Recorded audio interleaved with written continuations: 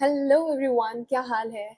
आज हम स्टार्ट करने वाले हैं सीएमए इंटर के MCQ. Yes ma'am, MCQ start करने वाले हैं एंड बिलीव मी ये एमसीक्यू सेशन बहुत प्यारा होने वाला है बिकॉज आपको बहुत अच्छे और इतने ज्यादा मतलब आपको ऐसा लगेगा कि मैम ये इस चीज के आने के बहुत ज्यादा चांसेस है बिकॉज जो बच्चे अभी अभी सीएमए इंटर में आए हैं या जिनका अभी अटेम्प्ट है फॉर दिसंबर 26 के लिए पीडीएफ कंपाइल किया गया है, प्लस अगर जिन बच्चों को लगता है कि मैम हम ये आगे भी देख रहे हैं, मान लो कोई ये बच्चे, तो उनके लिए भी है ये चीज। बट क्या है ना, कुछ अमेंडमेंट्स आ जाते हैं तो अमेंडमेंट्स अपने को क्लियर करने पड़ते हैं। तो अगर मान लो कोई अमेंडमेंट्स आ जाते हैं तो उसके अकॉर्डिंग आप ये पीडीएफ को करते रहना, वरना वीडियो पे अमेंडमेंट्स की वीडियो तो आ ही जाएगी, ठीक है, इस चैनल पे। ऑल राइट, चलो। तो मैम ये दिसंबर 2026 के लिए, yes for now December 2026 CMA inter, ठीक है। अच्छा मैम, इस पीडीएफ की स्पेशलिटी है, देखो इस पीडीएफ पे आपको ना अच्छा है डाउनलोड कर लेना, मेरे टेलीग्राम चैनल पे मिल जाएगा। क्योंकि क्या है ना, मैंने इसको ऐसे कंपाइल करा है कि आपके सारे एक्सप्लेनेशंस दे रखे हैं इसके अंदर। मतलब आपको कहीं पर भी भटकने की जरूरत नहीं कि मैम हम कैसे किस इस चीज का आंसर ये क्यों हुआ, ये किस सेक्शन पे लगा, डायरेक्ट टिक नहीं है। ऑब्वियसली बात है, अगर मैं टिक करने लगूंगी तो फिर वही बात है ना कि आप एक्सप्लेनेशन कैसे होगा। मान लो अगर आपने ये वीडियो भी नहीं देखी है और आप डायरेक्टली ये पीडीएफ देखना चाह रहे हो तो इट्स अप टू यू, देख सकते हो आप। बट बहुत सही चीज है बिकॉज आप 30 मार्क्स के, जिन बच्चों को नहीं पता है, 30 मार्क्स के आपके एमसीक्यूज आते हैं, ठीक है। उसमें से 24 मार्क्स आप लेके आ सकते हो फ्रॉम एमसीक्यूज, क्योंकि ये मार्क्स गेनेबल है। कहीं ना कहीं देखा जाए तो 24 मार्क्स एवरेज गेनेबल है, और 24 भी नहीं तो 20, क्योंकि लॉ के अंदर आपको 20 मार्क्स तो आराम से आ सकते हैं, इतना कोई वो है नहीं। तो 30 मार्क्स आपको या 20 मार्क्स आपको अलग से लेके आना है फॉर पासिंग, बट अपने को पास नहीं होना। तो मैम एमसीक्यूज हम इतना स्ट्रांगली क्यों कर रहे हैं, ताकि आगे आपको दिक्कत ना आए, कोई सेट ऑफ में दिक्कत ना आए, किसी और चीज में दिक्कत ना आए, because we never know the future, right. तो हम लोग ये स्टार्ट कर रहे हैं। ओके, चलो चलते हैं। ओके मैम, सो सबसे पहला क्वेश्चन आपका एज पर सेक्शन 2 है, जल्दी जल्दी चलेंगे, ठीक है ना, क्योंकि ये एमसीक्यूज आपके जिस बच्चे के अगर करे हुए भी हैं तो उसके लिए भी थोड़ा सा बेस्ट रहेगा, और जिनके नहीं भी है तो अपन थोड़ा थोड़ा समझाते भी जाएंगे तो रिविजन भी हो जाएगा आपका, है ना। Okay, as per section 2H किसका होता है, कॉन्ट्रैक्ट का। Contract is defined as an agreement which is enforceable by law. बताने की नहीं है, which of the following is not an essential element of a valid contract. कौन सा नहीं होता, देखो फ्री कंसेंट होता है, लॉफुल कंसिडरेशन होना चाहिए, कैपेसिटी ऑफ पार्टीज होनी चाहिए, आपको पता है लॉफुल ऑब्जेक्ट भी होता है। तो ये सब जो है आपके ये सारे आपके इसेंशियल एलिमेंट्स है। इसेंशियल एलिमेंट्स किस सेक्शन में आते हैं मैम, सेक्शन 10 में आते हैं, याद करके रखना, इंपॉर्टेंट सेक्शन है। ओके, तो यहाँ पर दे रखा है registration is not a general essential of a contract under the contract act required only for specific instrument under other laws. दूसरे लॉज में चाहिए बट अपने को यहाँ नहीं चाहिए, तो रजिस्ट्रेशन विद सब रजिस्टर अपने को कॉन्ट्रैक्ट एक्ट के अंदर नहीं नीडेड है। प्रपोजल किस में आता है मैम, सेक्शन 2 में आता है। मैम सेक्शंस कैसे याद रखेंगे, देखो एक सेपरेट वीडियो में आपकी सेक्शंस पे लेके आने वाली हूँ, जहां पर सिर्फ मेमोनिक रहेंगे, आपके मेमोनिक रहेंगे। मैम मेमोनिक मतलब यहाँ सिर्फ आपकी शॉर्ट फॉर्म्स रहेगी, आपको कैसे सेक्शन लर्न करना है, it will be my job. Okay, तो मैं आपको बताने वाली हूँ कैसे होगा, ठीक है ना। एज ऑफ नाउ जितना यहाँ पर सेक्शंस आ रहे हैं अपन उतना लर्न करते जाएंगे, ठीक है। देखो प्रपोजल 2A, आपको पता है प्रपोजल को ऑफर भी बोलते हैं, राइट। तो ऑफर मतलब अपन सबसे पहले दिया जाता है अल्फाबेटिकल ऑर्डर के अंदर, ए सबसे पहले आता है, तो सबसे पहले अपन क्या देते हैं, ऑफर देते हैं, राइट। तो यहाँ ये 2A, यानी कि सबसे पहले ऑफर दे रहे हैं, ऑफर दे रहे हैं मतलब प्रपोजल दे रहे हैं। ऑलराइट, चलो ये हो गया। तो प्रपोजल किसमें डिफाइंड है, 2A के अंदर। An invitation to offer is best illustrated by display of goods in a shop window with price tag, a signed agreement, a counter offer, unaccepted tender. Invitation to offer कैसे होता है, आपको पता होगा, ये डिस्प्ले वाला सेपरेट एग्जांपल दे रखा है आपकी बुक के अंदर, है ना। तो ये display of goods in a shop window, ठीक है। Okay, a proposal when accepted becomes a, proposal जब एक्सेप्ट हो जाता है, प्रपोजल जब एक्सेप्ट हो जाता है, अपने वो पढ़ा ना डायग्राम, जब एक्सेप्ट हो जाता है तो क्या बन जाता है, वो प्रॉमिस बन जाता है, प्रॉमिस बन जाता है। प्रपोजल को क्या बोलते हैं मैम, ऑफर बोलते हैं। ऑफर किस सेक्शन में होता है, 2A में होता है, चले। Okay, communication of acceptance is complete as against the proposer when it is put in course of transmission to him। जब आप उसके course of transmission में, देखो कुछ लैंग्वेजेस ऐसी होती है जो आपको जनरली लर्न करने की बहुत नीड होती है कि आप ये लीगल लैंग्वेज एग्जाम में लिख के आओ, है ना। तो ऐसे कुछ लैंग्वेजेस हैं जो अपन टिक करते जाएंगे, जैसे अगर इस पे बेसिस पे कोई भी क्वेश्चन आ जाता है तो ये put in course of transmission to him, तो आपको याद करके ही रखना है। भले देखो थोड़ा बहुत तो हार्ड लगेगा, ऐसा तो हो नहीं सकता कि बिल्कुल ईजी आ जाए, है ना। तो ये याद करना है। सेक्शन 4 बोलता है as against proposer complete when put in course of transmission to him, ठीक है। Communication of acceptance is complete as against the acceptor. कब एक्सेप्टर के अगेंस्ट कब कंप्लीट होता है, जब वो उसकी नॉलेज में आता है। किसकी नॉलेज में आता है, प्रपोजर की नॉलेज में आता है। किसकी बात हो रही है मैम यहाँ पर, communication of acceptance is complete as against, मतलब एक्सेप्टर के अगेंस्ट कब होता है वो, जब क्या होगा, जब किसकी नॉलेज में आएगा, हो जाओ। ओके, जब किसके नॉलेज में आएगा, प्रपोजर की नॉलेज में आएगा। और ये किसमें दे ठीक है, तो ये हो गया अपना, है ना? ऑलराइट, तो यहाँ पर अपने को जब उसकी नॉलेज में आ जाता है तब पता पड़ जाता है कि भाई वो कैसे हुआ है ना? Next, in the case of acceptance by post, अब यहाँ पर क्या बोला इसने? बाय पोस्ट बोला है। कोई एमसीक्यू पढ़ते वक्त ध्यान रखना किस बारे में क्वेश्चन पूछा है, ठीक है? हल्की सी भी लाइन से वो पूरा एमसीक्यू बदल सकता है, तो बहुत ज्यादा रेलिवेंट है। आप क्वेश्चन रीडिंग बहुत ढंग से करो। जल्दी जल्दी के अंदर बहुत से बच्चे ऐसे होते हैं कि भाई बहुत ज्यादा है ना गलत करके आते हैं एमसीक्यू, क्योंकि उनको जल्दी जल्दी पता लगता है ये वाला है तो यही होना चाहिए। एक लाइन घूम गई, एक वर्ड घूम गया, पूरा आंसर चेंज हो जाएगा। ठीक है, एक्सेप्टेंस बाय पोस्ट, तो एक्सेप्टेंस बाय पोस्ट कब होता है? जब लेटर ऑफ एक्सेप्टेंस पोस्ट हो जाता है। एक्सेप्ट कब होगा? जब आप पोस्ट कर दोगे तब वो एक्सेप्टेंस मानी जाएगी। ठीक है, now minor का agreement, this is a very important thing when you remember, you have to remember in your exams कि यार minor के लिए एक चीज है void ab initio। हमेशा minor देखते आपको याद आना चाहिए void ab initio, ये एक टर्म है जो आपको याद होनी चाहिए। ठीक है मैम, क्या मतलब है इसका? देखो क्या है ना, void ab initio मतलब जो शुरुआत से ही void हो। ठीक है, void ab initio मतलब इनिशियल ही void हो, initial he void from the very beginning. ठीक है ना, तो void होना चाहिए। तो माइनर का एक्ट कभी भी करा हुआ सही नहीं होता, वैलिड नहीं होता, क्योंकि उसको है ना ऐसा होता है कॉन्ट्रैक्ट में ही वो चीज एग्जिस्ट नहीं करती। कोई भी कॉन्ट्रैक्ट होगा आपका, कोई कॉन्ट्रैक्ट एक्ट है तो उसके अंदर वो चीज ही एग्जिस्ट नहीं करती कि माइनर कुछ कर सकते हैं, तो आप उसके अगेंस्ट कोई केस भी नहीं कर सकते, आप उसको सू भी नहीं कर सकते, आप कुछ नहीं कर सकते, है ना? तो माइनर का एग्रीमेंट हमेशा वॉइड एब इनिशियो होता है। Okay, necessary supplied to a minor are recoverable from, necessaries आप किसी माइनर को देख रहे हो, पॉइंट टू बी नोटेड, यहाँ अगर नेसेसरीज की जगह मैं दे देती कि luxuries are supplied to a minor, तो उससे रिकवरेबल है क्या? उसकी प्रॉपर्टी से रिकवरेबल है? बिल्कुल भी नहीं, नो वन आना चाहिए।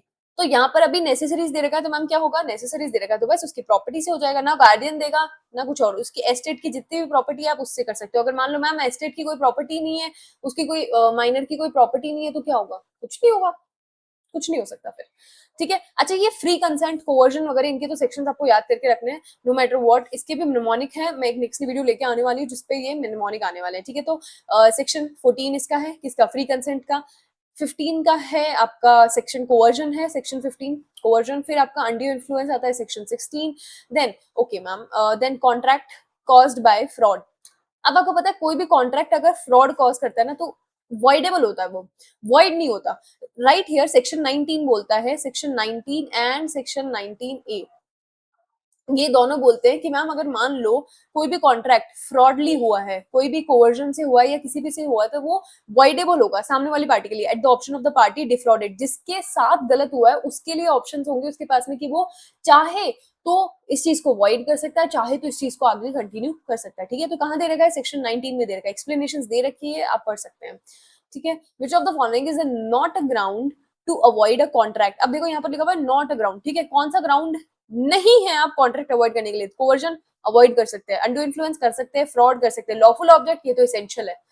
ठीक है, कंसिडरेशन, अच्छा कंसिडरेशन 2D, मैम इसको याद कैसे करेंगे? 2D, देखो कंसिडरेशन मतलब देना होता है ना, कुछ आप किसी को दे रहे हो, सीखिए कोई चीज के बदले आप उससे कुछ ले रहे हो या उसको कुछ दे रहे हो, तो देना इज कंसिडरेशन।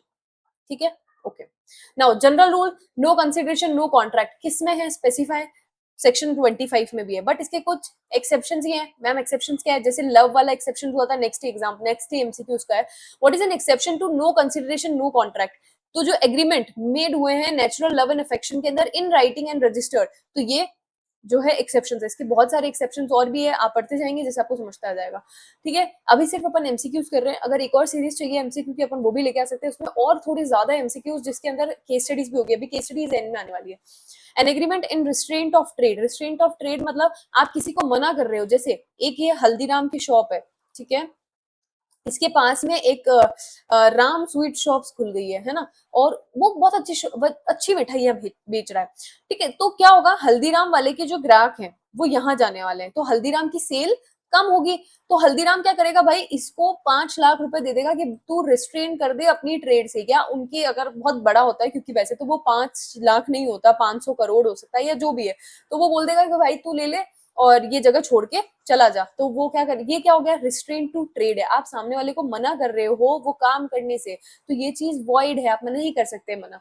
ठीक है, सेक्शन 27 में दे रखा है ये। Okay, agreement in restraint of marriage, अब मैरिज के भी एग्रीमेंट में आप कोई आप मना कर रहे हो सामने वाले को कि यार ये चीज आप नहीं कर सकते, आप मैरिज के लिए मना कर रहे हो, वो भी वॉइड है, क्योंकि ये चीज हो सकती है, मतलब आप मना नहीं कर सकते ना। अगर मान लो यहाँ पर मैम माइनर की होती है तो मना कर सकते हो आप।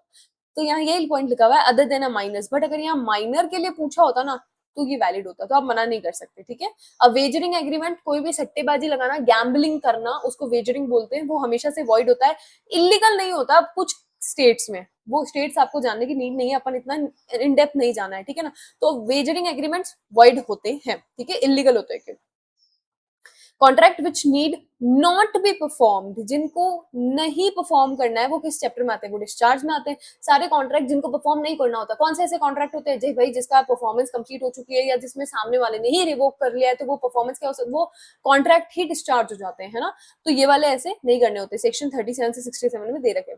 A contract is discharge by frustration, frustration आपको पता है ना, सुप्रीम सुपरवीनिंग इम्पॉसिबिलिटी, एक वर्ड पढ़ा होगा सुपरवीनिंग, या आपको पता होगा एक इनिशियल इम्पॉसिबिलिटी है और एक सब्सिक्वेंट इम्पॉसिबिलिटी आती है ना, सब्सिक्वेंट इम्पॉसिबिलिटी या सुपरवीनिंग इम्पॉसिबिलिटी। तो सब्सिक्वेंट मतलब पहले तक तो कॉन्ट्रैक्ट एकदम सही था, कुछ ऐसी चीज हुई जिससे वो कॉन्ट्रैक्ट नहीं हो सकता अब, ठीक है, इम्पॉसिबल हो गया। सब्सिक्वेंट मतलब बाद वाला, इनिशियल मतलब पहले वाला, initial, subsequent.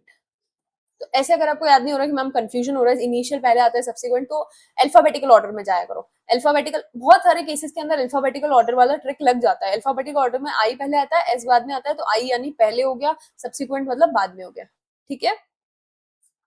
Okay, section 56, novation, rescission and alteration. कुछ सेक्शंस ऐसे हैं जो आपको याद करने की नीड है, निमोनिक है सबके लिए, नेक्स्ट वीडियो में आएगा, ठीक है। Novation, rescission and alteration section 62 में दे रखा है।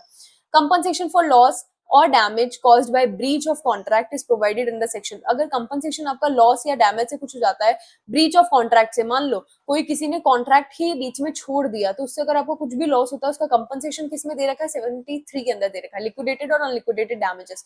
अ contract entered into by a person not competent to contract, आपको पता होगा देयर वर 3 सर्टेन कंडीशंस जिसमें लिखा हुआ था कि ये ऐसे पर्सन है जिनको कॉम्पिटेंसी नहीं है कॉन्ट्रैक्ट करने के लिए। मैम कौन से हैं वो? पहला तो था जो 18 की एज से कम है, ठीक है। दूसरा जो था कौन, साउंड माइंड होना चाहिए, अगर कोई बंदा अनसाउंड माइंड है, अनसाउंड माइंड मतलब पागल है, तो वो नहीं कर सकता। तीसरा जो लॉ से ही डिसबार्ड है या डिसक्वालिफाइड है, डिसक्वालिफाइड, डिसबार्ड तो वैसे जो लॉयर होते हैं वो जाते हैं, डिसक्वालिफाइड है, ठीक है। तो लॉ से डिस्क्वालिफाइड है, 18 ईयर्स की एज है या साउंड माइंड है, तो ये वाले सारे वॉइड होंगे, ठीक है। ऐसे कॉन्ट्रैक्ट जो भी इनकॉम्पिटेंट के साथ आप कर रहे हो, 18 ईयर्स से कम हो गया, साउंड माइंड हो गया या डिस्क्वालिफाइड है, तो उसके केस के अंदर वो चीज वॉइड होगी।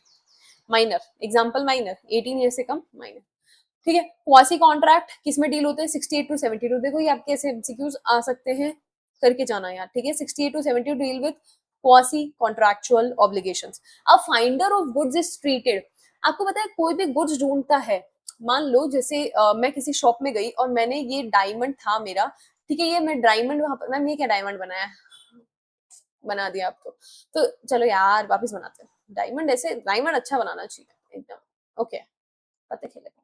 डायमंड बना दिया, ठीक है। अब मैंने मान लो ये डायमंड, मैं किसी डायमंड ही ओनर, एक मर्चेंट था डायमंड का जो डायमंड बेचता था, मैंने डायमंड खरीदा और वहीं छोड़ के आ गई। मैम ऐसे कैसे, वहीं छोड़ के आ गए आप? हाँ मैं छोड़ के आ गई, ठीक है। तो अब मान लो कोई भी इसको ढूंढता है, यहाँ पर एफ ने ढूंढा, डायमंड मर्चेंट कौन था, पी, एफ ने ढूंढा, तो एफ बनेगा यहाँ पर बेली। एफ कौन बनेगा, बेली, इसके पास गुड्स रहेंगे, इसने करा है फाइंड, तो ये रह गया बेली, ठीक है। तो जो फाइंड करता है उसको बेली बोलते हैं, सेक्शन 71 में दे रखा है।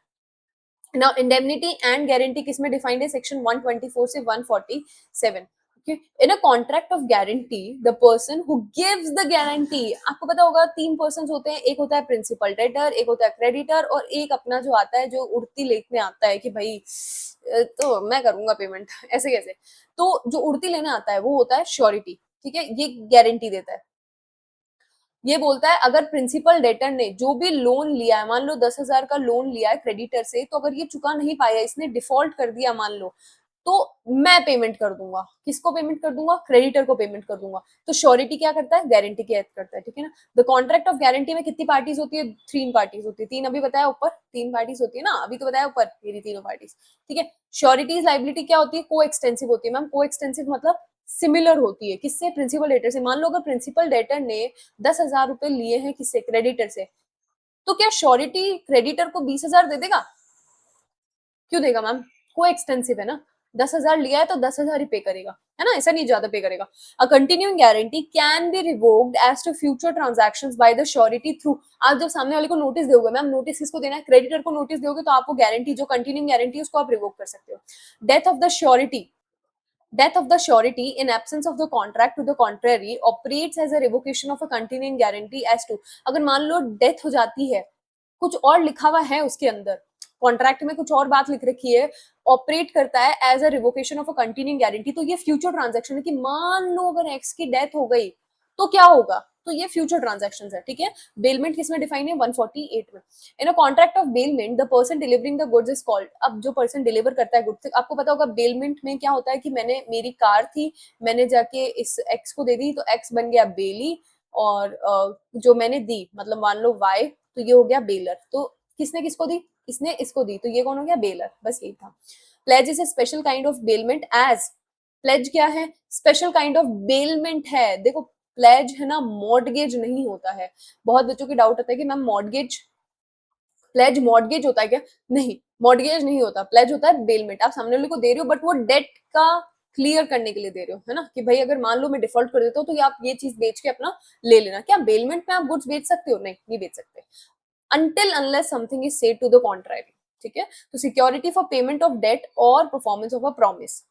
इन प्लेज द बेलर कौन बोलता है, जो पॉनर होता है, या प्लेजर, प्लेजर बोलते हैं उसको, है ना, ठीक है। एजेंसी किसमें है, गवर्नड, और जो बेली होता है उसको क्या बोलेंगे, पॉनी बोलेंगे। एजेंसी किसमें गवर्नड है, 182 से 238 के अंदर। No consideration is necessary to create an agency, क्या कोई कंसिडरेशन नेसेसरी है एजेंसी क्रिएट करने के लिए, नहीं मैम। इम्प्लाइड भी हो सकता है और क्या हो सकता है, एक्सप्रेस भी हो सकता है एजेंसी का कॉन्ट्रैक्ट, ठीक है। तो 185 के अंदर ये डिफाइंड है, ठीक है ना। and agent authority to act includes authority to do every lawful thing necessary, क्या होता है, implied contract। अभी बोला जो भी lawful thing necessary है, मान लो किसी पर्सन को आपने एम्प्लॉय करा अपनी शॉप पे, आपकी किराने की शॉप थी, किराने की शॉप पे आपने किसी एक एक्स बंदे को एम्प्लॉय करा, ठीक है। उसको ऐसा लगा कि यार ये राइस का बैग, क्योंकि बाहर बारिश आ रही है, बारिश आ रही है तो राइस का बैग भीग गया तो चावल खराब हो जाएंगे, ठीक है। तो उसने सोचा भाई ये चीज मैं अंदर रख देता हूँ, कहाँ रख देता हूँ, अंदर गोडाउन में रख देता हूँ या अंदर शॉप में रख देता हूँ, ठीक है। तो क्या उसने ये सही करा, क्या उसके पास ये राइट था करने को, यस मैम, वो इम्प्लाइड राइट था उसके पास में, क्योंकि अगर वो नहीं करता तो वो खराब हो जाता और रिस्पॉन्सिबिलिटी भी उसी की आती, क्योंकि इम्प्लाइड अथॉरिटी जो उसको दे रखी है ना, ये किसमें दे रखी है, 187 में दे रखी है। कहाँ दे रखी है मैम, मैम 187 का लिखा हुआ है, ये रहा, ठीक है। चलो सेल्स ऑफ गुड्स एक्ट पे चले। Okay, sales of goods act 1930, इसको अपन सोगा भी बोलते हैं, जो बच्चे नए हैं उनके लिए। The sales of good act deals with contract relating to sales of movable goods. क्या मैम इसमें इमूवेबल भी आती है चीज, नहीं आता। सेल्स ऑफ गुड्स हमेशा मूवेबल पे लगता है, इमूवेबल पे नहीं लगता है, ठीक है। All right, goods under section 2 subsection 7 of the sales of good act include, सब कुछ आता है, सिर्फ एक्शनेबल क्लेम्स और मनी नहीं आएगा इसमें, सब कुछ आता है। मूवेबल प्रॉपर्टी, सब कुछ में मैम क्या मूवेबल आता है और इमूवेबल आता है, नहीं, सिर्फ मूवेबल आता है। क्या एक्शनेबल क्लेम्स और मनी आता है, नहीं, नहीं आता, दोनों भी नहीं आते हैं। तो मैम क्या आता है इसके अंदर, पहले तो आप ये बता दो हमें, कंफर्म कर दो हमें। देखो इमूवेबल प्रॉपर्टी नहीं होगी, एक्शनेबल क्लेम्स और मनी भी नहीं होगा, तो ये तीन चीजें पॉसिबल नहीं है, बाकी वो सेल्स ऑफ गुड्स एक्ट होगा। Okay, where under a contract of sale the property in goods is transferred from seller to buyer, इसको क्या बोलेंगे, सेल बोलेंगे। एक सेलर से अगर बायर के लिए जा रही है पास में तो क्या बोलते हैं, सेल बोलते हैं, ठीक है। Where the transfer of property in goods is to take place at a future time, तो अगर आप कोई बाद के लिए करना चाह रहे हो तो वो एग्रीमेंट है, अभी आप कॉन्ट्रैक्ट में नहीं आए हो, आप एक फ्यूचर टाइम पे उस चीज को करना चाह रहे हो, तो वो एग्रीमेंट टू सेल होगा, ठीक है। कैविट एम्प्टर मतलब सामने वाले को अवेयर करवा रहे हो, let the buyer be aware मतलब सामने वाला बायर को खुद एग्जामिन करना चाहिए गुड्स को, कि मान लो अगर किसी सेलर एक्स ने वाई को कोई गुड्स दिया है, हाँ, वाई को अगर गुड्स दिया है, तो वाई की ये रिस्पॉन्सिबिलिटी उसको ड्यू डिलीजेंस करना पड़ेगा, कि मान लो अगर राइस बैग्स दिए हैं तो उसको देखना पड़ेगा कि भाई राइस बैग सही भी है या नहीं है, तो बायर को अवेयर रहना बहुत जरूरी है, तो let the buyer be aware, ठीक है। Caveat emptor an implied condition as to title means the seller has the right to sell the goods, मतलब एक टाइटल का इम्प्लाइड कंडीशन क्या रहती है कि सेलर के पास में राइट है, वो गुड्स को सेल कर सकता है। आप किसी से गुड्स लेते हो, आप आगे अगर रीसेल करते हो तो आपके पास राइट है ना उस चीज का कि आप रीसेल कर रहे हो, ठीक है। इम्प्लाइड कंडीशंस किस में दे रखी है, सेक्शन 15 में दे रखी है। implied conditions as to fitness for a particular purpose applies when implied condition कब लगती है, एक fitness for a particular purpose कब लगती है, जब बायर रिलाई करता है सेलर की स्किल और जजमेंट पे and purpose is made non. मतलब implied कंडीशन किस चीज की मैम, की fitness for a particular purpose. आप मान लो कोई ऐसा गुड है कि भाई आपको लग रहा है कि यार ये चीज कैसे पॉसिबल है, तो आप सामने वाले की जजमेंट देखोगे ना, उसका स्किल देखोगे कि अगर सामने वाला परफॉर्म कर पा रहा है तो it is good, implied condition है वो, ठीक है। तो ये चीज हो गई। A sale by sample is govern by section 17 के अंदर है, अंडर सेक्शन 18 व्हेन आगे वीडियो आएगी, under section 18 where there is contract. आप सोच रहे हो मैम ऐसे आगे आगे बढ़ के जा रही है, बट ऐसा नहीं है, आगे बहुत अच्छी वीडियो आने वाली है तो उसमें देखेंगे अपन, ठीक है। Under section 18 where there is a contract for sale of goods, where there is a contract for sale of uncertain goods। अब यहाँ uncertain goods दे रखा है, no property passes to the goods are ascertained। कोई भी ऐसी property पास नहीं होगी जिसमें गुड्स असर्टेन्ड हो। अनसर्टेन गुड्स का अगर आप सेल कर रहे हो तो उसमें ऐसी कोई प्रॉपर्टी पास नहीं होगी जो असर्टेन्ड हो। मतलब जैसे property in ascertain goods does not pass until goods are ascertain. मतलब जब तक गुड्स आपको असर्टेन नहीं हो जाते, मैम असर्टेन मतलब, वीडियो भी बंद हो गई, मैंने इतना सारा आगे पढ़ा दिया आपको, रुको इसको क्लियर करके आती हूँ। हाँ, तो असर्टेन देख रहे थे अपन, कहाँ गया ये रहा असर्टेन। मतलब आपको असर्टेन होना चाहिए, गुड्स अनसर्टेन नहीं होना चाहिए, अनअसर्टेन नहीं होना चाहिए, आपको पता होना चाहिए कि क्या गुड्स आ रहा है आपके पास में, क्लियर होनी चाहिए चीजें, ठीक है। तो पता होना चाहिए, चलो ओके, ठीक है। Now nemo dat quod non habet, ma'am इसका क्या मतलब होता है कि जब कोई चीज मेरे पास ही नहीं है तो मैं आपको भी नहीं दे सकती। मान लो मेरे पास अगर नॉलेज ही नहीं है लॉ की तो मैं आपको नहीं दे पाऊंगी ना नॉलेज लॉ की। तो जिस पर्सन के पास वो चीज ही नहीं है तो वो आगे सप्लाई भी नहीं कर सकता, तो यही है। बट मान लो अगर कोई एजेंट है, ठीक है, तो एजेंट तो सप्लाई कर सकता है ना। एजेंट के पास खुद के पास तो माल नहीं होता ना, वो तो ओनर का माल होता है, पर वो तो सप्लाई कर पाता है। तो मैम ये क्या हो गया, ये एक्सेप्शन हो गया इसका। तो यही नेक्स्ट आपका एमसीक्यू है कि भाई which is an exception to a rule nemo dat quod non habet. तो ये वाला इसका एक्सेप्शन है, ठीक है। अनपेड सेलर किस में डिफाइन है, 45 में है। Right of an unpaid seller against the goods include all except, किसमें होता है, right of an unpaid seller against the good include, क्या सारे इंक्लूड होता है राइट्स उसके अंदर, हाँ। बट क्या नहीं होता है, right to sue buyer for specific performance of agency, सारे इंक्लूड होता है। लीन होता है, स्टॉपेज इन ट्रांजिट है, रीसेल है, ये तीनों चीजें इसमें इंक्लूड है। बट ये इंक्लूड नहीं है स्पेसिफिक परफॉर्मेंस के लिए, आप इसको सू नहीं कर सकते, ठीक है। तो राइट अगेंस्ट गुड तीन चीजों के लिए अप्लीकेबल है, ये आपके पास में तीन है, ठीक है। अनपेड सेलर कौन हुआ मैम, अनपेड सेलर वो जिसको पेमेंट नहीं मिला है बायर के थ्रू। बट इसमें एक चीज है जो भी आगे आएगा उसमें MCQ, the right of stoppage in transit can be exercised by an unpaid seller when the buyer is right of stoppage in transit। मतलब कोई भी गुड्स अगर मान लो ट्रक में लोड होके जा रहा है कहीं पर, ये ट्रक हो गया इसमें लोड होके आगे जा रहा है, तो वो आप कब उसको रोक सकते हो, कब स्टॉप कर सकते हो, जब आपको लग गया है कि बायर इंसॉल्वेंट हो गया।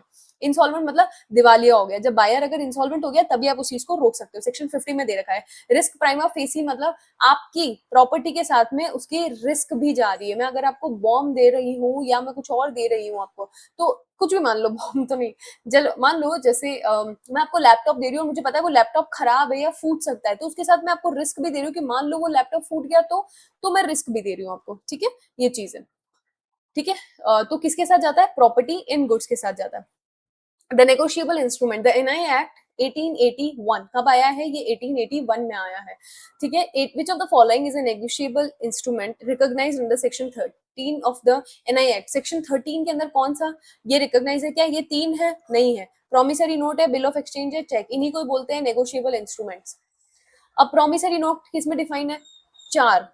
कैसे मैम, अब इसको कैसे लर्न करना है, देखो ऊपर के सेक्शंस के लिए मैं निमोनिक बहुत अच्छे लेके आने वाली हूँ, बट ये वाले जो है थोड़ा बहुत आप ऐसे भी लर्न कर सकते हो जो मैंने यहाँ लिख रखे हैं, ठीक है। 4 बार प्रॉमिस करा, प्रॉमिसरी नोट किसमें, 4 बार प्रॉमिस करा। अब बिल ऑफ एक्सचेंज, 5 रुपए का बिल आया, बिल ऑफ एक्सचेंज किसमें, 5 रुपए का बिल आया। अब चेक किसमें डिफाइन है, 6 कौड़ी का चेक दिया, फिर क्या कर रहे हो आप, बट ऐसे ही लर्न होता है यार, ठीक है। A cheque is defined under section 6, 6 कौड़ी का चेक दिया, ठीक है। अब मैं आपसे पूछ लूँ ना भाई प्रॉमिसरी नोट किसमें था, बोले कि 4 बार प्रॉमिस किया, 5 रुपए का बिल आया, 6 कौड़ी का चेक दिया, ठीक है।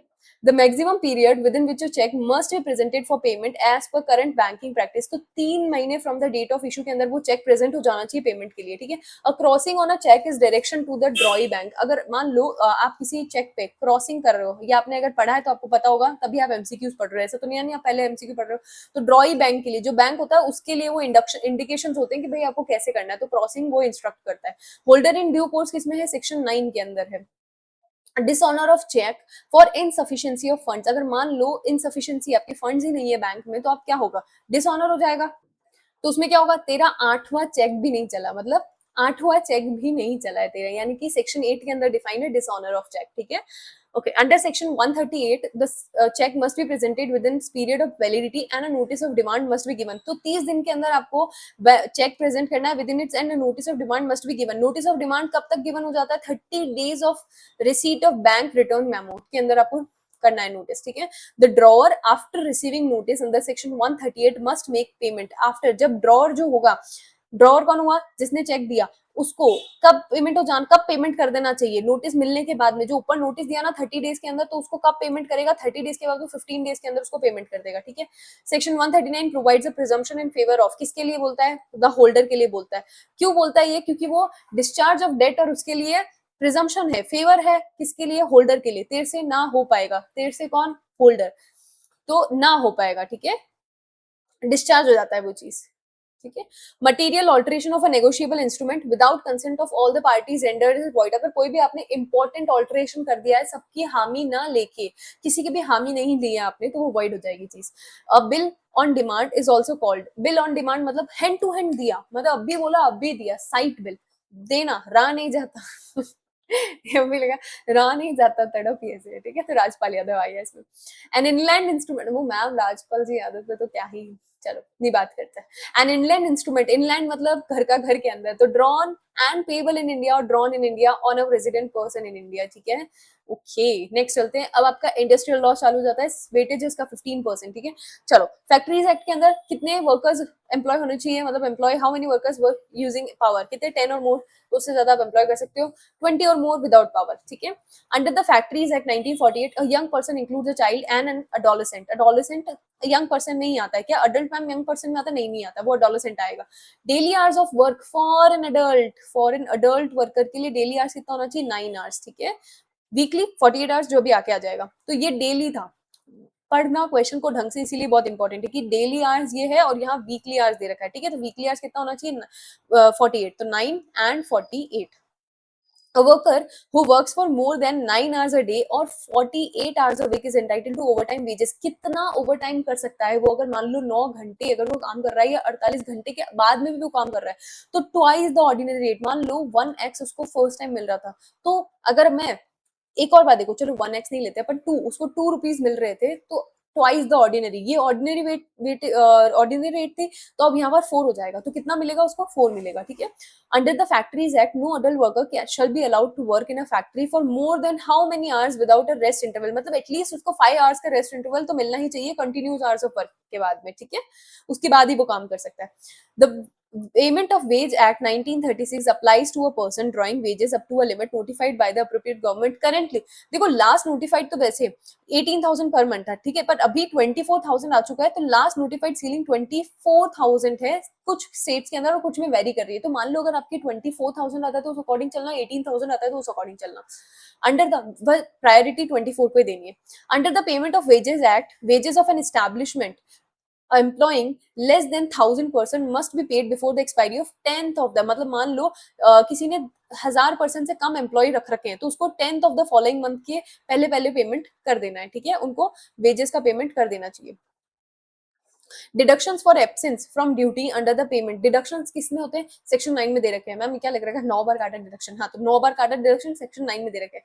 ओके, मिनिमम वेजेस एक्ट किसमें दे रखा है, एकदम आजादी के बाद में ही मिनिमम वेजेस आया था कि हर वर्कर को कितना पैसा मिलना चाहिए। तो आपको पता होना चाहिए कि यार आजादी हुई 1947 में, उसके जस्ट बाद में 1948 के अंदर मिनिमम वेजेस का डिसाइड हुआ। ठीक है। Under the employment provident funds and miscellaneous provisions act, the act applies to establishment employing 20 employment fund and miscellaneous provision act किस पे लगता है, जो 20 या उससे ज्यादा ने एम्प्लॉय कर रखा है, मतलब 20 या मोर उससे ज्यादा एम्प्लॉयज एम्प्लॉय कर रखे हैं, तो उनके लिए एप्लीकेबल है।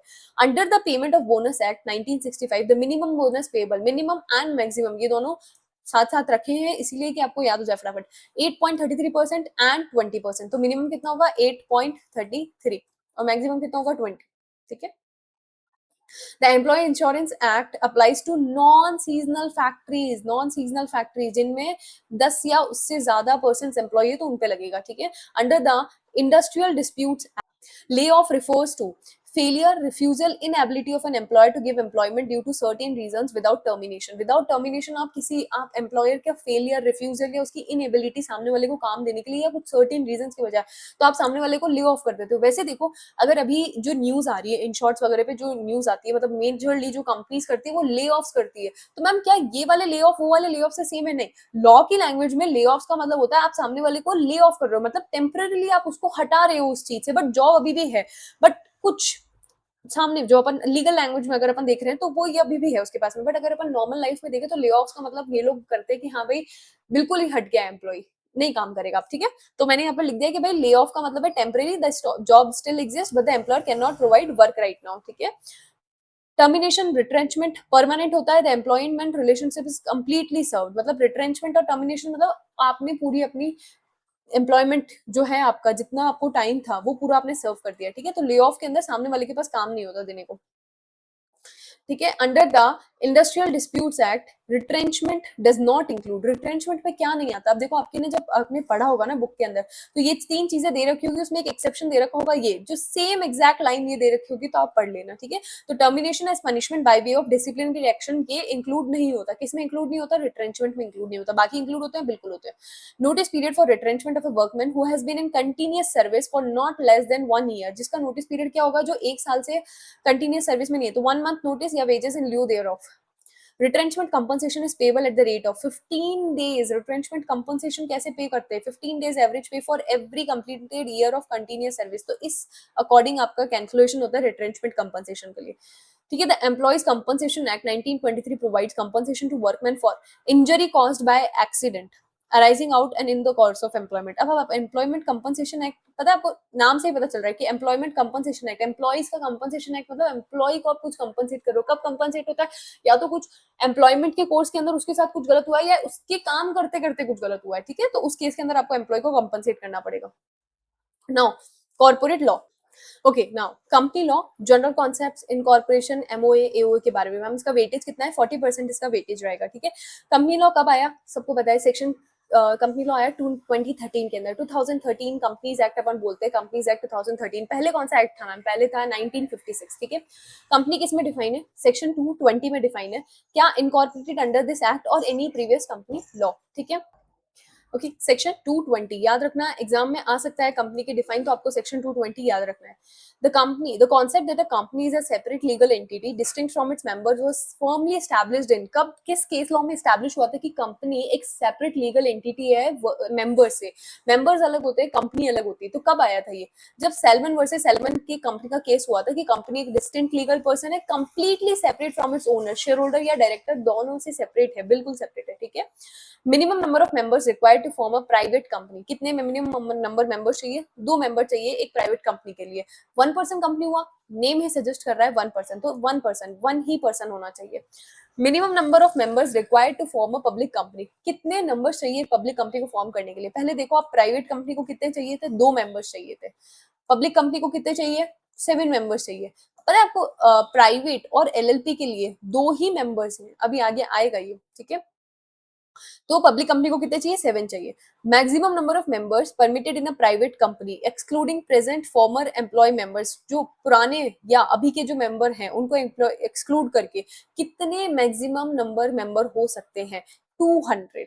किसमें? प्राइवेट कंपनी में। बट क्या ये पब्लिक कंपनी में भी एप्लीकेबल है? नहीं, पब्लिक कंपनी के लिए ये चीज नहीं है। पब्लिक कंपनी में आप कितना भी है, नो लिमिट है पब्लिक कंपनी के लिए, कितने भी मेंबर हो सकते हैं। तो लिमिट किस में है? प्राइवेट कंपनी में। पता है यहाँ पर क्वेश्चंस ऐसे एग्जाम में पलटते हैं, जैसे अभी आप तो सोच के गए होगे कि मैम यहाँ पर हम लोग बिल्कुल आते ही 200 करेंगे, बट यही अगर मैं यहाँ पब्लिक कंपनी कर दूं, हल्का सा डिफरेंस, वन वर्ड डिफरेंस, और यहाँ पर इसका ऑप्शन डी हो जाएगा, नो लिमिट। ठीक है, ऐसे चेंज होता है। ओके, सेक्शन 2 क्लॉज 68 इसका है, a one person company can have a maximum of how many members, कितने हो सकते हैं, एक हो सकता है। Maximum number of directors, now directors आ चुका है, फिर पढ़ना, वन वर्ड, सिर्फ एक वर्ड है जो चेंज कर सकता है इस चीज को, वन वर्ड। ठीक है, प्राइवेट कंपनी के मेंबर्स भी दो थे और डायरेक्टर्स भी दो हैं। मैम पब्लिक में भी सेम है क्या? नहीं, पब्लिक में सेम नहीं है। पब्लिक कंपनी के आपको जो डायरेक्टर्स हैं वो 3 हैं और मेंबर्स जो थे वो 7 थे। ठीक है, maximum number of directors a company can have without special resolution to increase. Ma'am क्या किसी एक कंपनी के डायरेक्टर्स 15 हो सकते हैं मेंबर? ठीक है, प्राइवेट कंपनी के कितने होने चाहिए? मिनिमम 2 होने चाहिए, और पब्लिक के कितने होने चाहिए? 3 होने चाहिए। क्या मैं एक मैक्सिमम इनका जो 15 है, ठीक है, दोनों का मैक्सिमम 15 है, क्या मैं 15 से 16 कर सकती हूँ? बिल्कुल कर सकती हूँ। कब? जब एक स्पेशल रिजोल्यूशन में एसआर पास कर दूंगी। एसआर पास कर सकती हूँ तो इंक्रीज हो जाएंगे। अगर मैंने एसआर पास कर दिया तो ये 17 हो सकते हैं, 18 भी कर सकते हो। अकॉर्डिंगली आपको जितना चाहिए आप उतना इंक्रीज कर सकते हो, बट एसआर पास करना जरूरी है। ठीक है, at least one women director is mandatory for which class of company? कौन सी कंपनीज के लिए होना चाहिए? 100 करोड़ एंड 300 करोड़। ठीक है, every listed company and certain prescribe company. Certain prescribe public company कौन सी है? जिसका turnover 300 crore and paid up capital 100 crore है। एवरी कंपनी, अच्छा ये किस में दे रखा है? रूल 3 में दे रखा है, ऑफ कंपनीज रूल्स। कुछ चीजें रूल्स में डिफाइंड है और कुछ चीजें एक्ट में दे रखी है। तो कंपनीज एक्ट 2013 अलग है, रूल्स 2014 अलग है। ठीक है, तो आप लोग जब भी आंसर को करने जाओगे ना, लिखने जाओगे, तो उसके अंदर आपको ये देखना बहुत जरूरी है कि आप शुरुआत की लाइन क्या लिख रहे हो, क्योंकि क्या होता है कि कभी कभी उसके अंदर कंपनीज का रूल लग जाता है, कुछ चीजों में कंपनीज रूल लग जाते हैं और कुछ में कंपनीज एक्ट लग जाता है, तो वहां पर वो चीज थोड़ी सी गलत आपको इंडिकेट कर सकती है कि एग्जामिनर को, तो वो ध्यान रखना। Every company is required to have at least one director who has stayed, ये तो 182 days है, इतना इंपॉर्टेंट वैसे भी नहीं है। ठीक है, अ memorandum of association of a company can be altered, किस में हो सकता है? सेक्शन 13 में हो सकता है, और सेक्शन 14 में कौन सा दे रखा है? एओए दे रखा है। एमओए किस में? सेक्शन 13 में। एओए किस में? 14 में। The doctrine of indoor management. Ma'am हम इंडोर मैनेजमेंट और कंस्ट्रक्टिव नोटिस में बहुत कंफ्यूजन रहता है कि यार कैसे पता लगाए कि इंडोर मैनेजमेंट किसके प्रोटेक्शन के लिए। तो देखो, इंडोर मैनेजमेंट मतलब अंदर का मैनेजमेंट सही है, इंडोर मैनेजमेंट सही है, तो ये आउटसाइडर्स की प्रोटेक्शन के लिए। सामने वाले को ये है कि भाई हाँ, अंदर का मैनेजमेंट जो चल रहा है वो एकदम परफेक्ट चल रहा है ना, तो outsiders dealing with the company in good faith. Outsider को यही लग रहा है कि अंदर कंपनी में सब कुछ सही चल रहा है, तो ये आउटसाइडर की प्रोटेक्शन के लिए। और ये डॉक्ट्रिन किस में एस्टेब्लिश हुआ था? रॉयल ब्रिटिश बैंक वर्सेस टर्कपॉइंट, इस केस लॉ के अंदर ये डॉक्ट्रिन एस्टेब्लिश हुआ था। ठीक है, protects bona fide outsiders dealing with the company. The doctrine of constructive notice means that every person dealing with the company is deemed to have notice of. कोई भी अगर कंस्ट्रक्टिव नोटिस, अगर ये डॉक्ट्रिन कब लगता है? जब समझ में आता है कि सामने वाला पर्सन को कंपनी की नॉलेज है, कंपनी के डॉक्यूमेंट्स की नॉलेज है। कंपनी के डॉक्यूमेंट्स आपको पता होता है, एमओए और एओए तो वैसे भी वेबसाइट पे लिस्टेड होते हैं, तो अगर कोई भी पर्सन बिना एमओए एओए पढ़ के अगर आ रहा है तो उस पर अपन कुछ भी कर सकते हैं अगर वो कुछ गलत करता है तो। ठीक है, तो ये किसके लिए? इनसाइडर्स के लिए, ये इनसाइडर की प्रोटेक्शन के लिए। Certificate of incorporation issued by registrar is conclusive evidence. Certificate of incorporation क्या है? कि आपकी कंपनी ने ड्यू डिलीजेंस पूरा कर दिया है, आपने प्रॉपर डॉक्यूमेंटेशन मेंटेन करा है, आपने कंपनी को प्रॉपरली आप कंप्लाई कर रहे हो आपके सारे रिक्वायरमेंट से, तो उसको बोलते हैं सर्टिफिकेट ऑफ इन्फॉर्मेशन। कौन इनकॉर्पोरेशन कौन देता है? ये रजिस्ट्रार देता है। ठीक है, रजिस्ट्रार वैसे आपको पता होगा ना, आरओसी होता है, आरओसी बोलते हैं अपन रजिस्ट्रार को, रजिस्ट्रार ऑफ कंपनीज, है ना। अ private company must use the word private limited. एक प्राइवेट कंपनी के पीछे हमेशा प्राइवेट लिमिटेड यूज होगा और पब्लिक के पीछे लिमिटेड यूज होता है, प्राइवेट नहीं आता है। विच डॉक्यूमेंट कंटेन्स द, तो कौन सा वर्ड यूज होना चाहिए? Private limited. ठीक है, पब्लिक कंपनी के लिए सिर्फ लिमिटेड यूज होता है। Okay, which document contains the fundamental conditions on which a company is incorporated, तो वो किस चीज पे होता है? मेमोरेंडम ऑफ एसोसिएशन के अंदर, जो सेक्शन 4 में डिफाइंड है, उसके अंदर होता है कि कंपनी का स्कोप क्या है, कंपनी का ऑब्जेक्ट क्लॉज, लाइबिलिटी वगैरह, ये सब किसमें दे रखा होता है? एमओए के अंदर दे रखा है। ठीक है, ऑब्जेक्ट क्लॉज किसमें है? मेमोरेंडम ऑफ एसोसिएशन 41C के अंदर है मैम, बाकी वाले ये सब दे रखे हैं। ठीक है, पढ़ लेना एक बार। Doctrine of ultra vires means an act. Ultra vires मतलब beyond the powers conferred by memorandum. Memorandum में कुछ लिखा हुआ है, आपने उससे ज्यादा, मान लो मेमोरेंडम में लिखा हुआ है आप सिर्फ 2 लाख का लोन ले सकते हो, बट आपने लोन ले लिया है 4 लाख का, तो वो आप अल्ट्रा वायरस काम कर दिए हो, ठीक है ना। तो अब यहाँ पर वो चीज पॉसिबल नहीं है, वॉइड हो जाएगा, या जो भी है रेटिफाई भी नहीं कर सकते आप। अच्छा, पता है एक क्वेश्चन आया था अभी रिसेंटली सीएमए फाइनल के पेपर के अंदर कि अगर डॉक्ट्रिन ऑफ अल्ट्रा वायरस मान लो हो जाता है मेमोरेंडम में, तो क्या आप उसको रेटिफाई कर सकते हो? ये एक लिटरली एमसीक्यू आया था ये, ठीक है। तो अपन उसको रेटिफाई नहीं कर सकते। और इतने कंफ्यूजिंग एमसीक्यू के ऑप्शन थे ना उसके अंदर, तो आप कॉन्सेप्ट आपकी क्लैरिटी होनी चाहिए। गाय माता।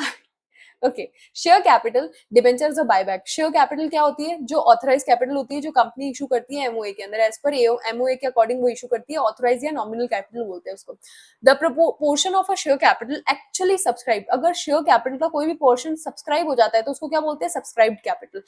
टाइप्स ऑफ इक्विटी शेयर्स क्या कौन कौन से होते हैं? इक्विटी शेयर और प्रेफरेंस, ठीक है। A company can issue preference shares which are redeemable within a maximum period of कितना? 20 इयर्स। पहले इसका आंसर करेक्ट था जो नो लिमिट लग गया था, बट इसका आंसर 20 ईयर, ठीक है ना।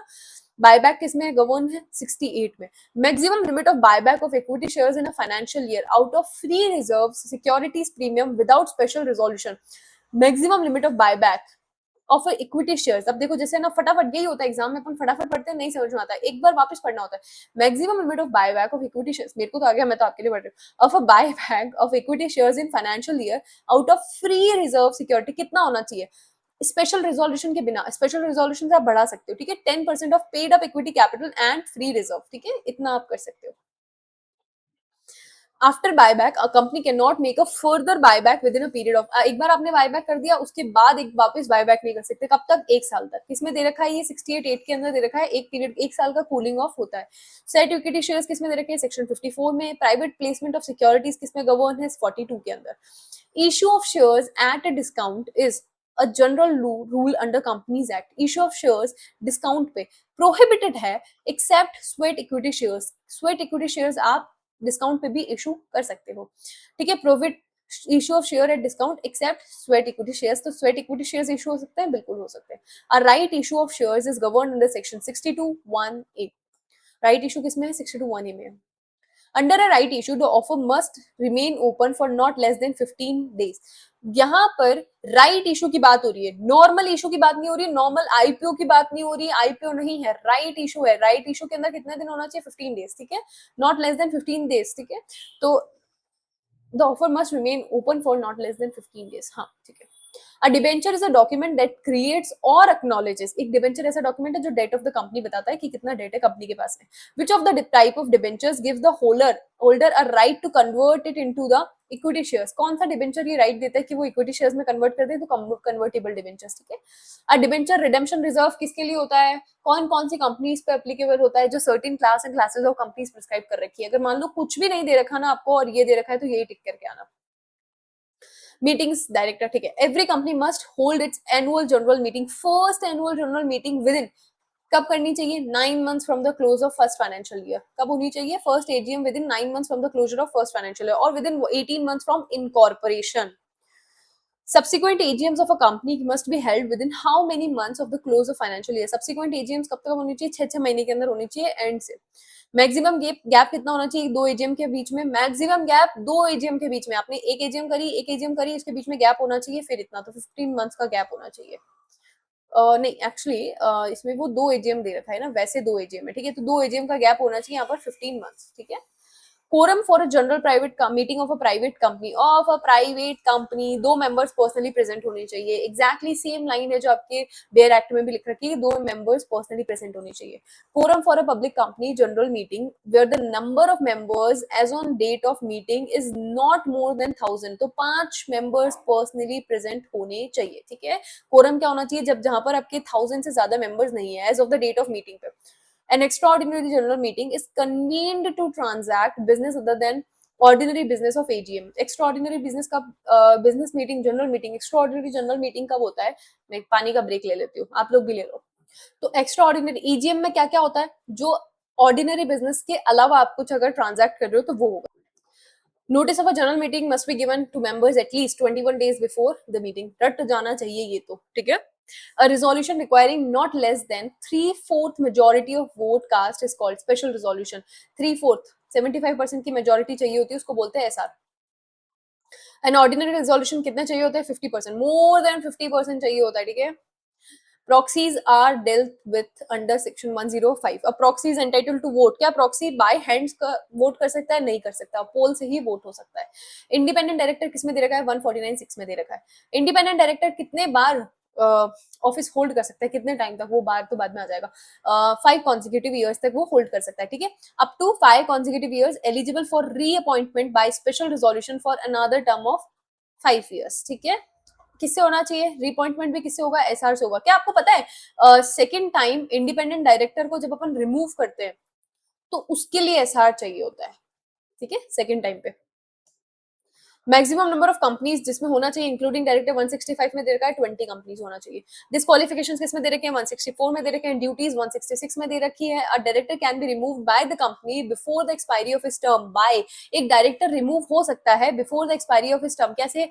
ऑर्डिनरी रिजोल्यूशन होगा, स्पेशल नोटिस देना पड़ेगा, तब जाके वो रिमूव होगा. Vacation of office of director is provided in the section, किसमें दे रखा है? 167 में दे रखा है.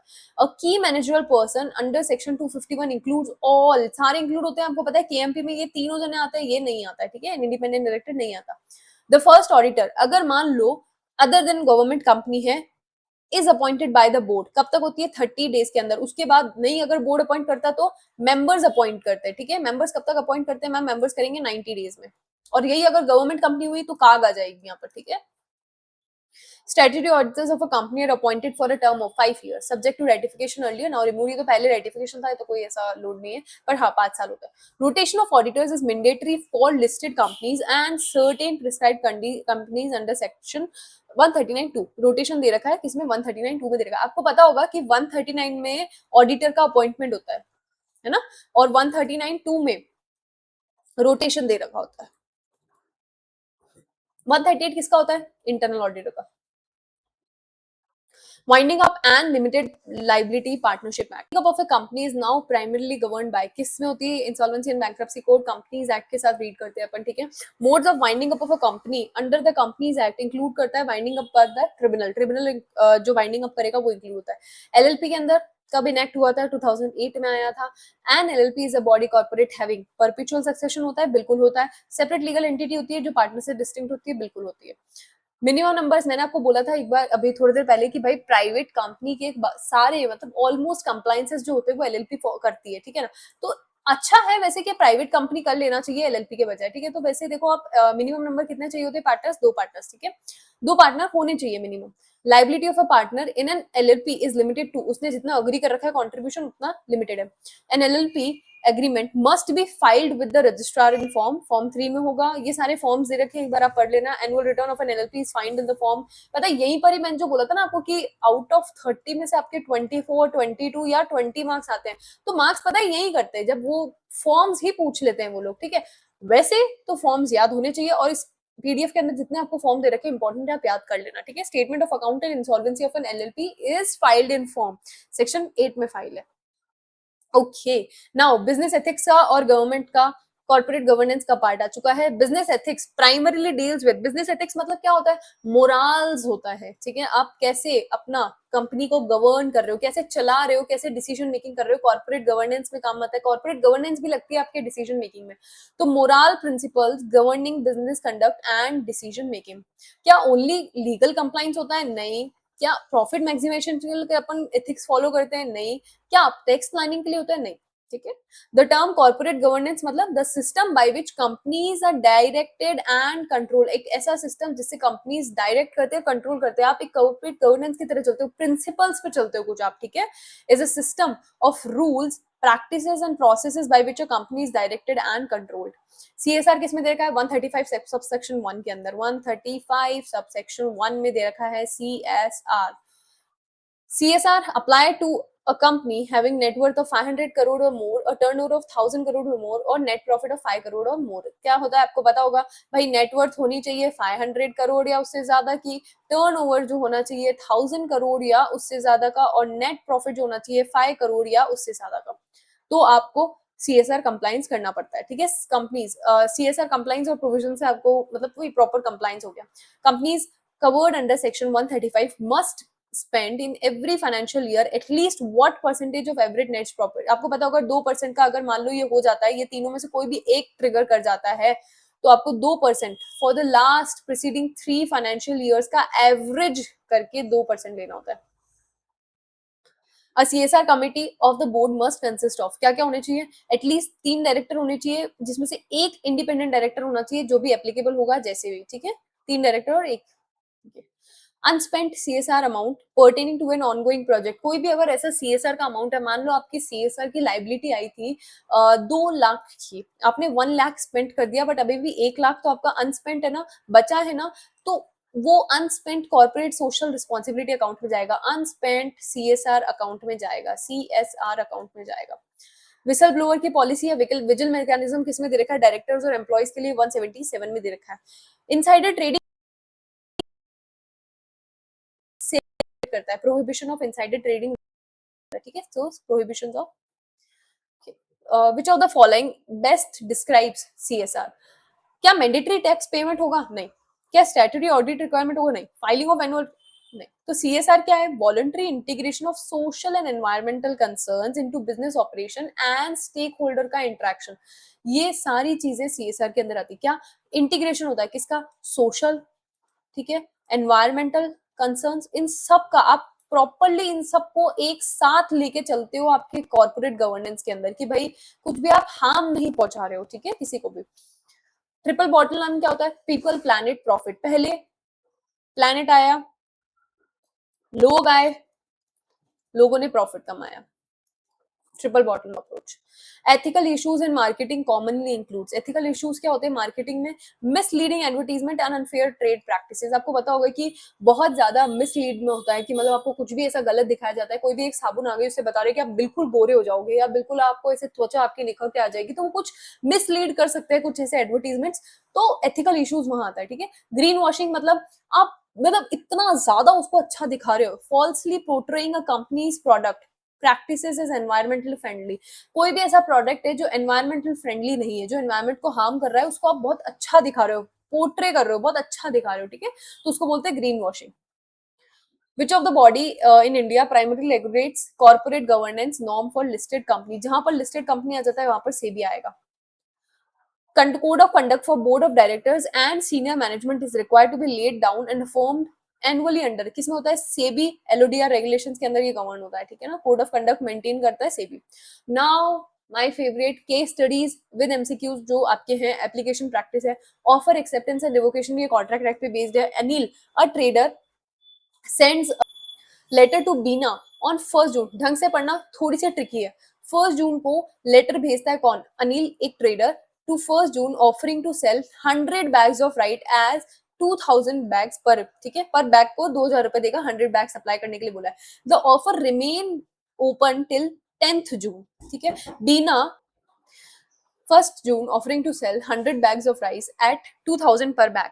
The offer to remain open till 10th June तक वो ओपन रहेगा। बीना ने पोस्ट कर दिया अपना letter of acceptance on 8th June, आपको पता होगा एक्सेप्टेंस कब हो जाती है, जब आप पोस्ट कर देते हो, विच रीचेज अनिल ऑन 12th जून, ठीक है। मीन वाइल ऑन 7th जून अनिल ने पोस्ट कर दिया लेटर रिवोक करने का, 7th जून को रिवोक करने का लेटर पोस्ट करा है, बट क्या रिवोक का लेटर पहले प्रवेल करेगा या एक्सेप्टेंस का जो उसने बीना ने पोस्ट कर दिया है, ओ सॉरी, हाँ बीना ने पोस्ट कर दिया है, क्या वो प्रिवेल करेगा।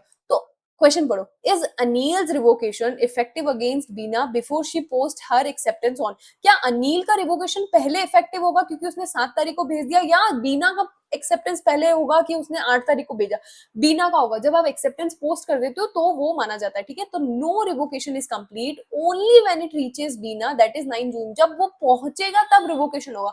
तो एक्सेप्टेंस का पोस्ट कर दिया आपने 8 जून, तो वो चीज वैलिड हो गई है, ठीक है। सेक्शन 4 अप्लाई हुआ है। On what date is the contract concluded applying the postal rule, अगर अपन पोस्टल रूल लगाए, अभी ऊपर इस पे एक एमसीक्यू पढ़ा था कि भाई जब आप पोस्ट कर देते हो है ना एक्सेप्टेंस, तब वो कॉन्ट्रैक्ट कंक्लूड हो जाता है, तो 8 जून को जब बीना ने एक्सेप्टेंस पोस्ट कर दी तब वो कंक्लूड हो गया। If Bina had wanted to revoke her acceptance by when must her revocation reach Anil, अगर बीना को अपना एक्सेप्टेंस रिवोक करना हुआ, मतलब वापस लेना हुआ एक्सेप्टेंस, तो कब वो अनिल तक पहुंचना चाहिए, बिफोर और at the same time as the acceptance reaches Anil, जब एक्सेप्टेंस अनिल तक पहुंच रहा है, यानी कि 12th तक पहुंच रहा है, या तो 12th को या 12th से पहले, उसमें केस में भी अगर है ना उसने एक्सेप्टेंस पहले खोल दिया तो वो प्रिवेल कर जाएगा, जब जैसे उसकी नॉलेज में आ गया तो वो चीज प्रिवेल करेगी, ठीक है। Acceptance can be revoked by the acceptors before it comes to the knowledge of the proposer. Doctrine of indoor management पे है important case study. XYZ limited articles of association provide that any contract above 10 lakhs must be approved by a resolution of the board। मतलब XYZ एक limited company है जिसका AOA ये बहुत बोलता है कि आपका अगर कोई भी 10 लाख से ऊपर का कॉन्ट्रैक्ट है तो आपको उसको बोर्ड से अप्रूव कराने की जरूरत है, ठीक है। कंपनी का मैनेजिंग डायरेक्टर है, उसने क्या करा, बिना बोर्ड की अप्रूवल के एंटर हो गया कॉन्ट्रैक्ट में विद जिसकी वैल्यू थी 25 लाख, ठीक है। अपने को वर्थ कितना था, 10 लाख, ओनली 10 लाख तक होना चाहिए था, बट वो 25 लाख के कॉन्ट्रैक्ट में घुस गया with mister Q and outside supplier acting in good faith. Ma'am acting in good faith, क्या मिस्टर क्यू को ये बात पता थी कि जो मैनेजिंग डायरेक्टर है उसने अल्ट्रा वायरस काम करा है कि भाई अपना जितना वो 10 लाख दे सकता था उससे उसने ज्यादा लिया, मतलब 25 लाख में उसने करा है, तो क्या ये बात मिस्टर क्यू को पता थी? नहीं, तो वो तो गुड फेथ में काम कर रहा है and unaware of the internal requirement. क्या मिस्टर क्यू को ये बात पता थी कि यार सामने वाले को ये रिक्वायरमेंट करने की जरूरत है, उसने ये ड्यू डिलीजेंस करा ही नहीं है? नहीं पता थी ना। तो यहाँ क्या होगा, can mister Q enforce the contract against XYZ? कर सकता है वो, क्योंकि उसको नहीं पता था। तो यहाँ पर क्या लग जाएगा, doctrine of indoor management as he acted in good faith. He कौन है यहाँ पर, ही है मिस्टर क्यू, क्योंकि वो तो गुड फेथ में एक्ट कर रहा है, ठीक है। Without notice of the internal irregularity, उसको नहीं पता था कि इंटरनल कितना इरेगुलर चीज हो रही है। Which doctrine would apply if Mr. Q had actually inspected the AOA? अब मान लो मिस्टर क्यू ने AOA इंस्पेक्ट करा, ठीक है। मान लो ऊपर क्या था कि भाई मिस्टर क्यू जो है गुड फेथ में काम कर रहा था, मतलब मिस्टर क्यू को लगा भाई अंदर जो भी रिक्वायरमेंट होगी वो पूरी कर देंगे वो लोग। बट यहाँ मिस्टर क्यू ने एओए पढ़ा था और उसको पता था कि एओए के अंदर ये कंडीशन दे रखी है 10 लाख से ऊपर का कॉन्ट्रैक्ट जो होगा बोर्ड अप्रूव करेगा, बट फिर भी इसने एंटर हो गया, पता था फिर भी एंटर हो गया, तो यहाँ पर डॉक्ट्रिन ऑफ कंस्ट्रक्टिव नोटिस लग जाएगा। तो yet still fail to verify the board resolution. Doctrine of constructive notice and the indoor management doctrine would not protect him as to that specific restriction if he had actual constructive knowledge। अगर उसके पास actual constructive knowledge होगी तो वो हो जाएगा। क्या यहाँ पर डॉक्ट्रिन ऑफ इंडोर मैनेजमेंट लगेगा? नहीं लगेगा। कैवेट एम्प्टर तो बिल्कुल नहीं लगता है, बायर कहां से आ गया। अल्ट्रा वायरस डॉक्ट्रिन ओनली भी नहीं लगेगा, क्योंकि यहाँ पर सिर्फ अल्ट्रा वायरस की बात नहीं हो रही है, हम यहाँ पर बता रहे हैं कि भाई कंस्ट्रक्टिव नोटिस और इंडोर मैनेजमेंट है जो कि प्रोटेक्ट नहीं करेंगे, क्योंकि एक्चुअली मिस्टर क्यू ने इंस्पेक्ट करा था एओए और उसने देखा था कि 10 लाख की वो कंडीशन है, फिर भी वो वेरीफाई करना मतलब फेल हो गया, फिर भी वेरीफाई करवाना। तो डॉक्ट्रिन ऑफ कंस्ट्रक्टिव नोटिस में नहीं बचा सकता और इंडोर मैनेजमेंट में नहीं। Indoor management doctrine does not apply in which of the following situations. किसमें नहीं अप्लाई होता है? जब आउटसाइडर को नॉलेज होती है इरेगुलरिटी की, और where there is a forgery, और वेयर ट्रांजैक्शन इज वॉइड और अल्ट्रा वायरस। जब सामने वाले को पता है कि इरेगुलरिटी हुई है तो आप इंडोर मैनेजमेंट नहीं लगा सकते, पता है तो नहीं लगा पाओगे, ठीक है। अनपेड सेलर के राइट क्या होते हैं? रमेश ने सेल करा 500 unit to furniture to Suresh on credit, ठीक है। रमेश ने 500 यूनिट का फर्नीचर जो है सुरेश को सेल करा। देखो यहाँ देखते हैं, रमेश ने 500 यूनिट फर्नीचर को किसको सेल करा? सुरेश को सेल करा, दैट टू क्रेडिट पे। बिफोर सुरेश ने टेक डिलीवरी, बिफोर सुरेश ने पहले टेक डिलीवरी लेने से पहले, मतलब सुरेश डिलीवरी लेने से पहले, सुरेश इज अजर्ड इंसॉल्वेंट, सुरेश क्या हो गया? दिवालिया हो गया, डिलीवरी लेने से पहले ही दिवालिया हो गया, ठीक है। तो यहाँ अभी तक वो ट्रांजिट में है, दिवालिया हो गया सुरेश, ठीक है। तो अभी बताया था ऊपर कि अगर आपके पास right to stoppage in transit, जो आपका राइट ऑफ स्टॉपेज है ट्रांजिट वाला, वो तभी अवेलेबल है जब आपके पास में बायर जो है वो इंसॉल्वेंट हो जाता है। यहाँ इस केस में बायर इंसॉल्वेंट हुआ, बिल्कुल हो गया यहाँ पर। तो right of stoppage in transit का उसके पास राइट है, ठीक है। Stoppage in transit can be exercise by the seller, कब एक्सरसाइज कर सकता है? Resuming possession of goods while in transit और giving notice to the carrier. या तो पोजेशन ऑफ गुड्स खुद से ले सकता है, या जो कैरियर है उसको नोटिस दे सकता है कि वापस आ जाओ या रोक दो, ठीक है। If Suresh had already paid the full price before insolvency, could Ramesh still exercise this right? नहीं कर सकता। जब भाई सुरेश ने इंसॉल्वेंसी से पहले आपको आपका पैसा तो दे दिया ना, आपका जो भी कैश हुआ, पेमेंट जो भी हुआ, पूरा पेमेंट दे दिया, तो आप तो अनपेड सेलर अभी रहे नहीं ना, तो आप ये राइट कैसे करोगे? नहीं होगा, ठीक है। तो right is not available when the price remains Holi और पार्टली पेड। जब ये राइट कभी होगा? जब आपका होली या पार्टली अनपेड है, अनपेड अमाउंट है तो ही आप ये राइट एक्सरसाइज कर सकते हो, वरना नहीं कर सकते, ठीक है। ओके बच्चा भाई, आपका ये प्रॉपर हो चुका है स्टूडेंट्स, एवरीबॉडी कंप्लीट हो गया है आपका ये एमसीक्यू का। अगर आपको पीडीएफ चाहिए तो आप मुझसे ले सकते हो। मैम कहाँ, देखो मैं टेलीग्राम के चैनल पे वैसे भी अपलोड करने वाली हूँ, ठीक है, तो आप वहां पे ले सकते हो। आपको कोई भी डाउट आए आप मुझसे टेलीग्राम पे पूछ सकते हो, मेरा व्हाट्सएप नंबर भी दिया हुआ है, आप उस पर भी पूछ सकते हो। वेल, थैंक यू, एंड मिलते हैं नेक्स्ट वीडियो में, जहां पर मैं आपके लिए सेक्शंस के नेमोनिक लेके आने वाली हूँ, बहुत अच्छे अच्छे जो आपको बहुत इजीली याद हो जाएंगे, ठीक है। सी या।